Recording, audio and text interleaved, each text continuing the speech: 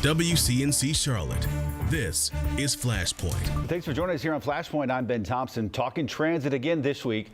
Last week, the mayor pro tem appeared here on Flashpoint calling for a regional approach to what's called the Transformational Mobility Network. It's a sweeping plan that includes rails, roads, buses, and a lot more. A plan being spearheaded by the Charlotte Regional Business Alliance. But critics say some stakeholders are being left out. Coming up, more on a small delegation that went to Raleigh this past week, hoping to get more buy-in from state lawmakers. But first, cities and towns across the Carolinas held elections this week. And across the country, a few high-profile races served as barometers for the national mood. Joining us today, Republican strategist Larry Shaheen, a self-described urban conservative, so we thought he might be a good person to talk to about the elections of the past week and sort of his opinions of how things happened. Let me get just that, your reaction to sort of nationally speaking, what the national mood is.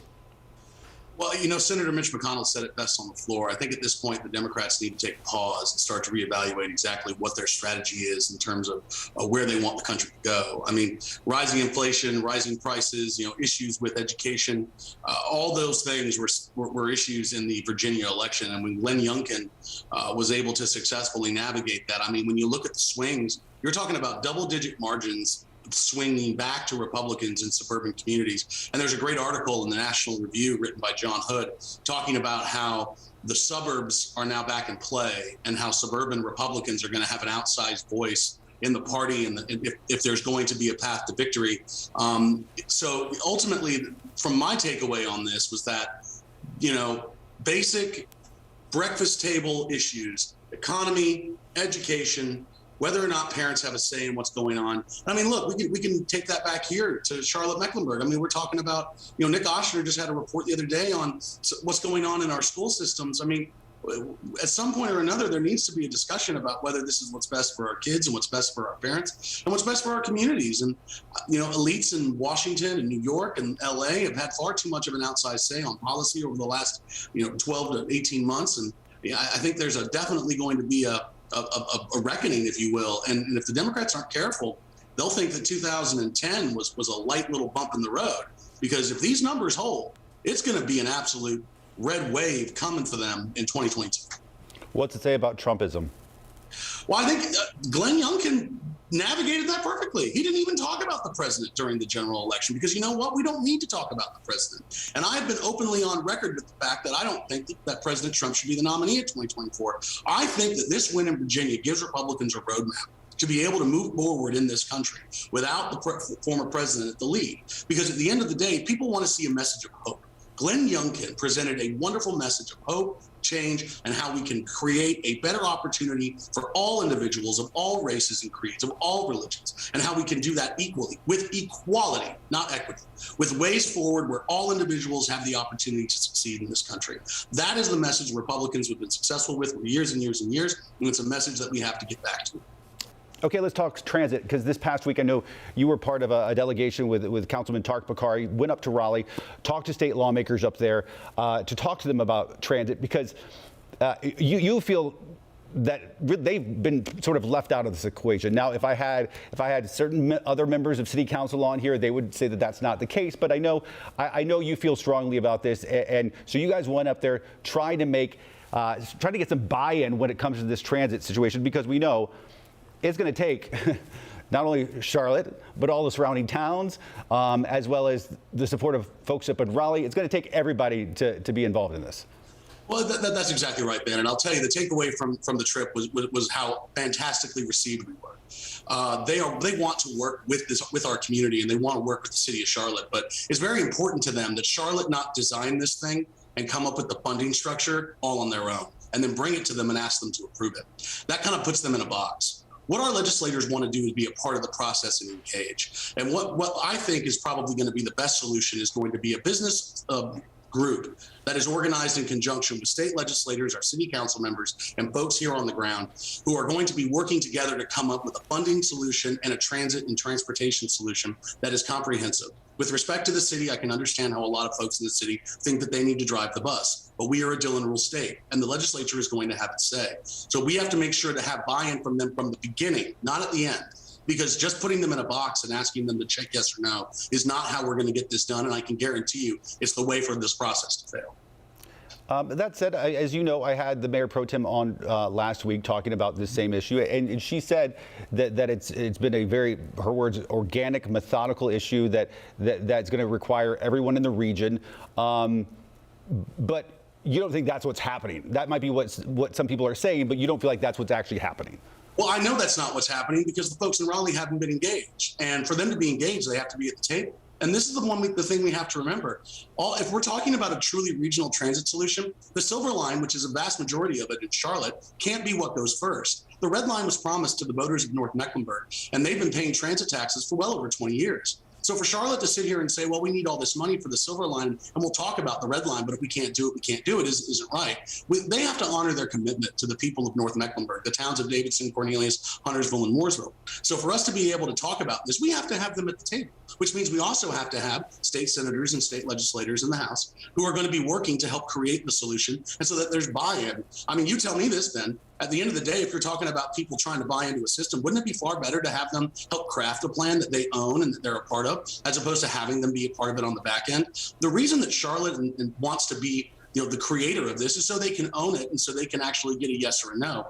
That won't fly. I know for a fact the legislature won't let that happen. So we need to be able to have diverse voices of a bipartisan makeup who are going to be able to own this from the beginning and are going to be able to go up there with one voice in lockstep, being able to say, okay, we know that this plan, which was crafted and created by legislators and the local communities, are going to be able to pass so that we have people who have buy-in.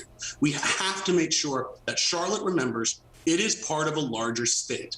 And we have to be able to convince the entire state, not just our region, the entire state, that our transportation solution is in the best interest of the region and the state. I think most people would hear what you just said and say, you know what, that sounds like a logical thing. Yeah. I am here as the moderator and host of Flashpoint, but wasn't too long ago, I was a cub reporter covering city council meetings about 10 years ago. And there's some history and there's some context here, Larry, and that is going back, I mean, before this, but most recently, in most recent modern history, the debacle over who runs the airport 10 years ago.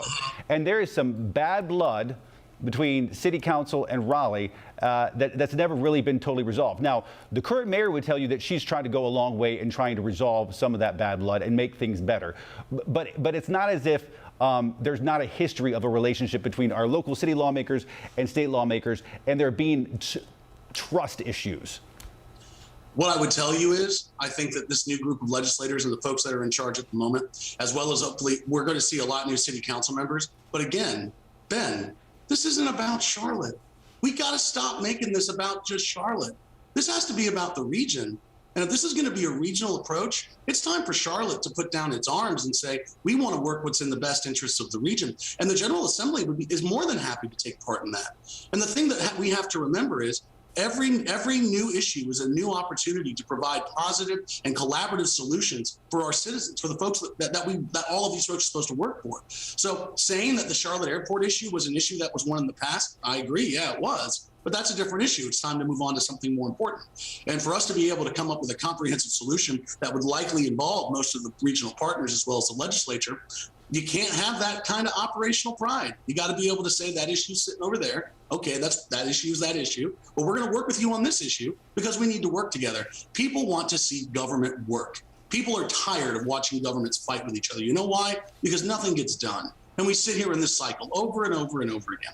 It's going to be so important that, and think about how great it would be to help heal the Raleigh-Charlotte divide if Charlotte were to invite legislators to the table and help them craft the solution. I mean, that would just be such a great new approach that no one's ever even thought about having. And it's like, oh, well, maybe this might work.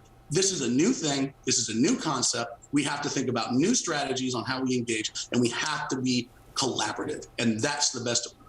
Hey, we always advocate for effective and efficient government here on Flashpoint. What are the chances that you think this plan actually takes off? I mean, at the earliest, it looks like rail expansion would happen 10 years from now, which is inherently one of the problems with this. Is that it's so long range and there's so many variables. Are you hopeful that this will take off? I'm hopeful that this will take off, but the only way it takes off, Ben, is if guys like Tariq and I and other local legislators and other local business leaders are at the table. This can't just be the sponsors of the Charlotte Regional Business Alliance. This can't just be members of the city council. sitting in a room and crafting a financing plan. Because yeah, they're talking about what the silver line looks like. But Ben, I've sat through these transportation meetings. They've never even talked about finances and funding. And as you are well aware, in one of their most previous meetings, they couldn't even tell you how much the thing costs. Well, I'm going to tell you, how much it costs is going to be far more important than where the stations are. So they kind of put the cart before the horse there. And we have got to be able to come to the General Assembly and get them to understand that not only is this going to be a huge economic impact to the region, it's going to be able to be fiscally responsible, and it will pay for itself. And that's one of the things a lot of folks are really going to have to get their arms wrapped around. But again, you got to return to the most important point. You have to keep your word. The city of Charlotte made a promise to the voters of North Mecklenburg that they would have a heavy commuter rail system. Any solution, and this is the one thing, the very first thing we learned going to Raleigh, any solution must include the red line, and the red line must go first. Red line must go first. That is the red line for you guys. All right. Yep. Larry Shaheen, thanks for coming on and talking to us. We appreciate it as always. Appreciate it. Thank you, Ben. All right. More Flashpoint after this.